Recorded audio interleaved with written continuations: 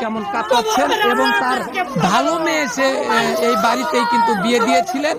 আসলেও আপনারা দেখতেই পাচ্ছেন এখন কি একটা অবস্থা তার মধ্যে। এখন সে কিন্তু তার একটি মাত্র মেয়ে, সে কিন্তু এই যন্ত্রণাটি কিন্তু আর সহ্য করতে পারতেছে না। পাগল হয় নাই, পাগল হয় নাই, আমার শুধু মেয়ের জন্য আশেপাশের কাছে বিচার চাই, খোদার কাছে বিচার চাই, মানুষের কাছে চাই না। বিচার করো, তুমি দেশবাসীকে দেখালো এই এলাকা সীতাপুর দেখাই দেশবাসী কি হয় না হয়। খোদা তুমি একবার তো দেখাইও। আমি মেয়ে পালোর জন্য দিয়েছিলাম 9 বছর যাবৎ, সবাই ভালো করার জন্য। আমার নাম সামিয়া আক্তার, বাসা বরিশাল পিরিজপুর। বিয়েও হয়েছে এখানে। আসছি আমি 7 মাস হয়েছে। হ্যাঁ, আমাদের ফোনের মাধ্যমে রিলেশন হয়েছে। রিলেশন কতদিন ছিল?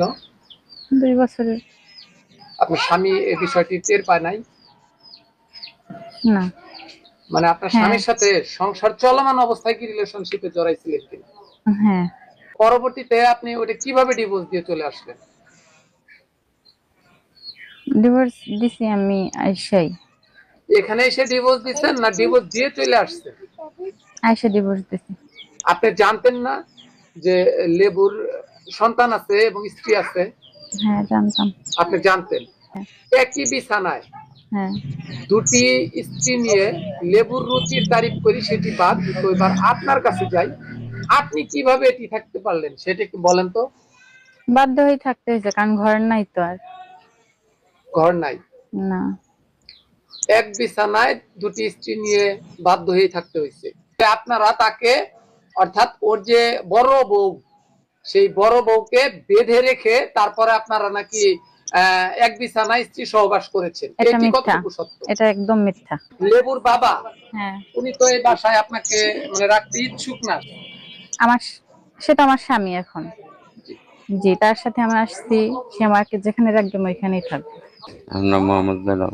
জয়নাল। জি। আচ্ছা, আপনার এই গ্রামের নাম কি? সদিলাপুর। সদিলাপুর। আপনার দেশের বাড়ি কোথায়? আমার দেশের বিয়ে আসলে গোপালপুরের উত্তরে। আপনার ছেলে যে বরিশাল থেকে একটি মেয়েকে বিয়ে করে নিয়ে আসছে, আচ্ছা। সেটি আপনার বাসায় স্থান নিচ্ছে? হ্যাঁ। আচ্ছা, আপনি একটি বিয়ে করাইছেন আপনার ছেলেকে চাকতা, সেটি তো আপনি প্রস্তাবের মাধ্যমে বিয়ে করাইছেন। আচ্ছা, তাহলে আপনি যখন বিয়ে করাইছেন চাকতা,